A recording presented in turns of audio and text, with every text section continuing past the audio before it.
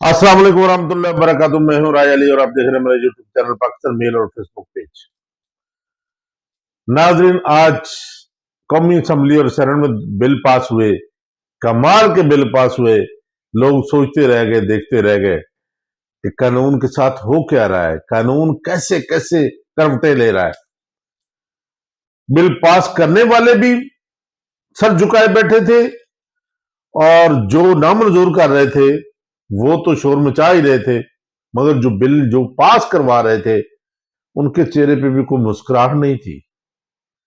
Bill क्या पास हुए हैं? बिल पास हुए हैं जी, सुप्रीम कोर्ट के जजेस की तादाद 17 से बढ़ाकर 34 कर दी गई है और जितने चीफ हैं तमाम की 3 साल के बजाय 5 साल मुद्दत कर दी गई है और रिटायरमेंट 60 की बजाय 64 कर दी गई है। एज भी बढ़ा दी गई, मुद्दत भी बढ़ा दी गई और तादाद भी बढ़ा दी गई जजों की।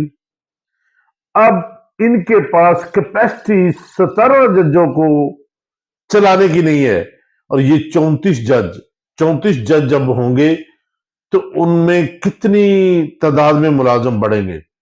उनका ड्राइवर, उनकी गाड़ियां, उनकी रहायशें, उनका पीए, पूरा दफ्तर सेटअप, ये वो सारा सिस्टम ये कहां से लाएंगे? उसका अफोर्ड कैसे करेंगे?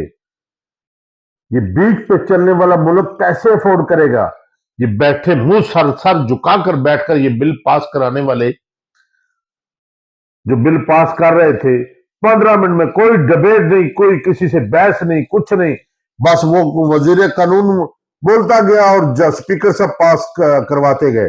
सेनेट में भी ऐसे ही हुआ, अपोजिशन सिर्फ शोर मचाती रही, उनका कौन सुनता है? मगर ये बिल इनके गले पड़ेंगे।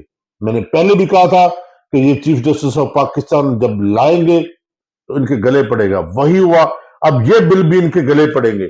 बल्कि जो ख्वाजा आसिफ साहब है, वजीर दफा साहब, उन्होंने तो बयान भी दे दिया कि बजाय उनकी उन्हें एक्सटेंशन देने की हमने तो मुद्दत ही बढ़ा दी। अब तो आसिम मुनीर साहब जो है वो 2028 तक रहेंगे चीफ ऑफ आर्मी स्टाफ।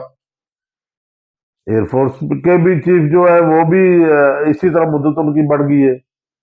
अब चीफ जस्टिस जो नए बने इनकी मुद्दत भी बढ़ गई है, एज भी बढ़ गई है, तो जाहिर है जो बाकी पीछे बैठे लोग हैं उनका इन्होंने हक मारा है।